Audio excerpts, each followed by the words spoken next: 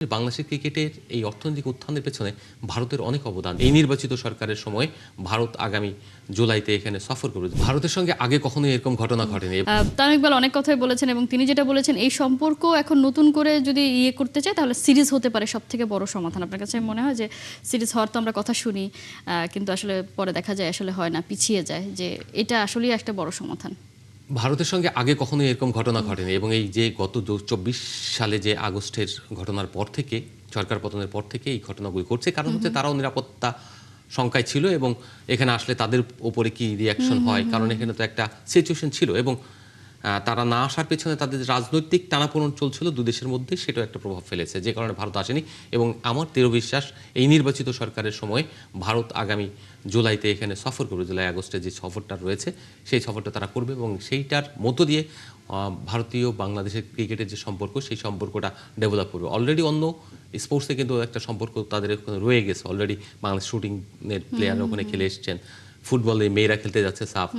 তার আগেই তো আমরা বিশ্বকাপ খেলেছি, এই ওয়ানডে বিশ্বকাপ খেলেছি, নারী বিশ্বকাপ, কিন্তু পরবর্তীতে সেইটা যতটা মানে বহুত তিক্ততায় পরিণত হয়েছে সেটা খুব খারাপ ছিল। এখন যেটা বললে রিলেশন ডেভেলপ করবে এবং এই ভারত বাংলাদেশে এলে বাংলাদেশের যে এক সিরিজে যে পরিমাণে আয় হবে সেটা পুরো বছরের আয়ের একটা সমান। বিকজ অফ ভারত আসা মানে হচ্ছে তাদের প্রোডাক্টগুলো, তাদের যে স্পন্সরগুলো সেগুলি বাংলাদেশে আসা, যে কারণে সবাই আসলে তাকে চায়।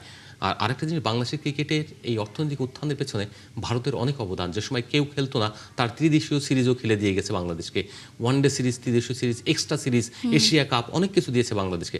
এই সহযোগিতা না থাকলে 2014 সালে বিশ্বকাপ খেলতে পারতো না বাংলাদেশ আয়োজন করতে পারতো না। বিকজ অফ যখন শ্রীলঙ্কা এবং পাকিস্তান প্যাক্ট হয়েছিল, বাংলাদেশ ক্রিকেট বোর্ডের আমিনুল ইসলাম বুলবুলরা ভুলে গিয়েছেন যে 2014 সালে যখন শ্রীলঙ্কা এবং পাকিস্তান প্যাক্ট হয়েছিল এখান থেকে বিশ্বকাপ সরিয়ে নেবে, সেই সময় কিন্তু এই সিনেভার্সন ছিলেন, সিনেভার্সন বাংলাদেশের পক্ষ নিয়ে এখানে এশিয়া কাপের আয়োজন করে দিয়েছে এবং বিশ্বকাপের আয়োজন করে দিয়েছে, যে কারণে বাংলাদেশ সফল হয়েছিল এবং এই ক্রিকেট বোর্ড লাভবান হয়েছিল এবং ক্রিকেটে আন্তর্জাতিকভাবে আমাদের একটা সম্মান বেড়েছিল।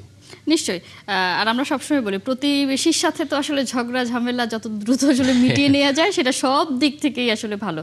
নিশ্চয়ই আমরা চাই মাঠে খেলা ফিরুক, মানে ভারতের সাথে যখন ম্যাচ হয় সেটা তো অন্যরকম, এটার সাথে আসলে কোনো কিছু ম্যাচ করে না। নিশ্চয়ই সেটা আবার হবে, আমরা দেখতে পাবো।